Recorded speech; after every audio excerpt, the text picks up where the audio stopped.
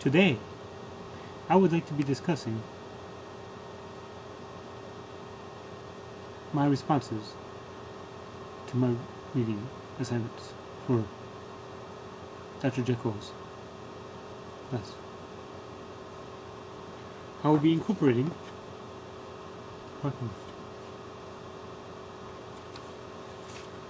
notice the change already.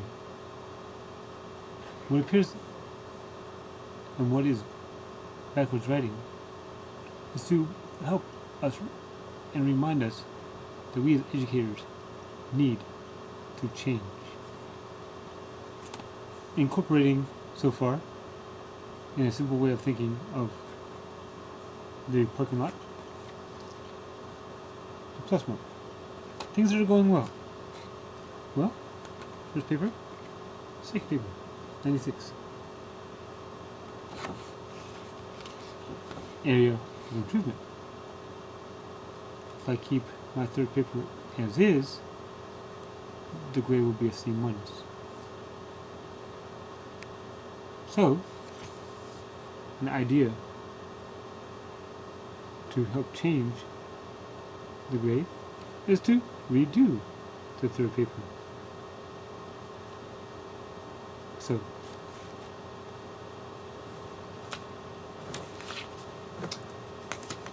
I am going to begin how James Banks ends. James Banks says, and I quote, "I'd like to close by suggesting that teachers ought to do 3 things, and that they have to teach the kids to do these 3 things. And that is to know, to care, and to act." He says, "I think that we need to know, to care, and to act because I think in that way we can help transform ourselves and help transform the world." Transform. Change. Margaret Mead said that a handful of people can change the world. And so that's how James Banks ends, but it is the premise of this response. We must transform. We must change.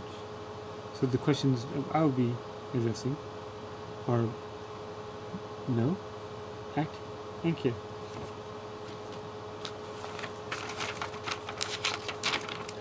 James Banks, on multicultural education, states that we must know what our base is.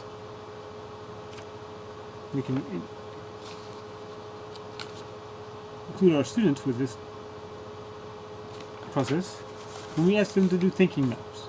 One thinking map could be as simple as a KWALH thinking map, where K represents know, W for what we want to know, L for what we learned, and H for how we learned it.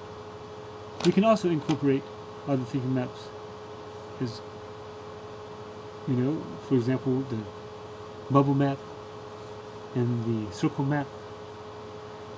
Another one could be the cause and effect. However, Ruby K. Payne states when she writes, according to an Israeli educator, individuals who cannot plan cannot predict. If they cannot predict, they cannot identify cause and effect. And that was one of the thinking maps I mentioned, right? If they cannot identify cause and effect, they cannot identify consequence. If they cannot identify consequence, they cannot control impulsivity. And if they cannot control impulsivity, they have an inclination to criminal behavior. So, according to the notes I've been taking so far, wealth is relative. We must not just give money.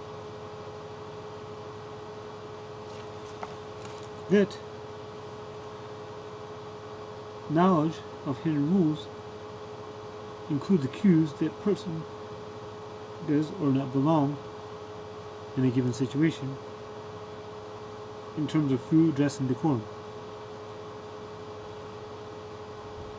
So each class has a list of hidden rules.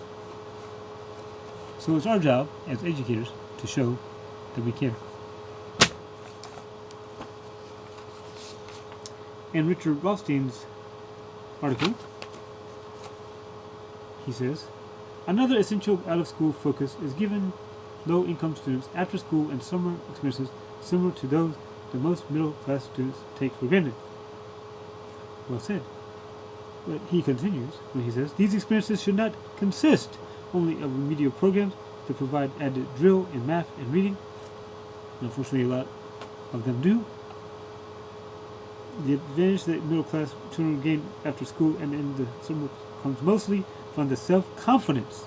I remember when I was in UCG summer music camp and having a lot of self-confidence in my ability, both in and outside the classroom, that they acquire, and the awareness they develop of the world outside their homes and immediate communities as they participate in organized athletics, dance, drama, museum visits, and recreational reading, and other activities that develop their inquisitiveness, creativity, self-discipline, and organizational skills.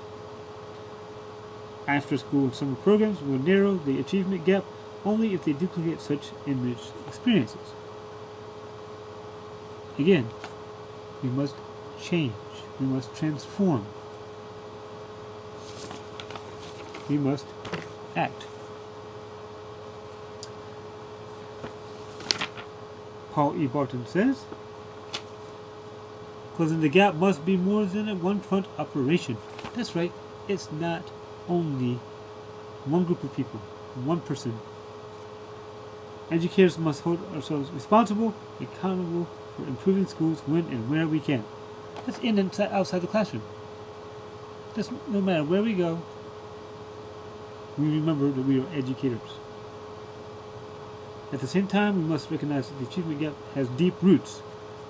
Going back to what I said, we must not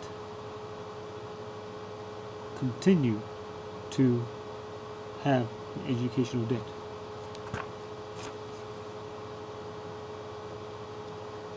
We must remember, okay, right?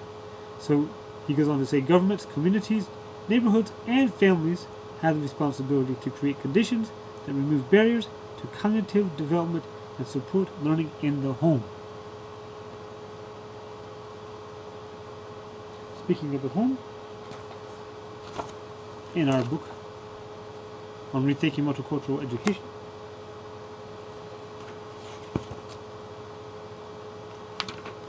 Joe Swinya, in his chapter 17 article, says, and then I went to school. Before he went to school, this is how he felt. I felt very much a part of the world and our way of life. I knew I had a place in it, and I felt good about it. So what this means is we, as educators, we must make our homes and our schools equally safe. We must incorporate the family, the community, the government, and the community. So I will repeat those again to make sure I don't misquote. Governments, communities, neighborhoods, and families have the responsibility to change. So, that is a brief response to my reading. Some quotes I have found that I think are very important, that will help us in and outside the classroom. So, simple activities can go a long way to help us remember what is going well, what needs improvement, what are the questions, and what are ideas for improvement or issues. Well, as Gandhi said once, be the change you wish to see in the world. This is Charles Winstead on responding to the readings of Spring 2012 Education course by Professor Jackman.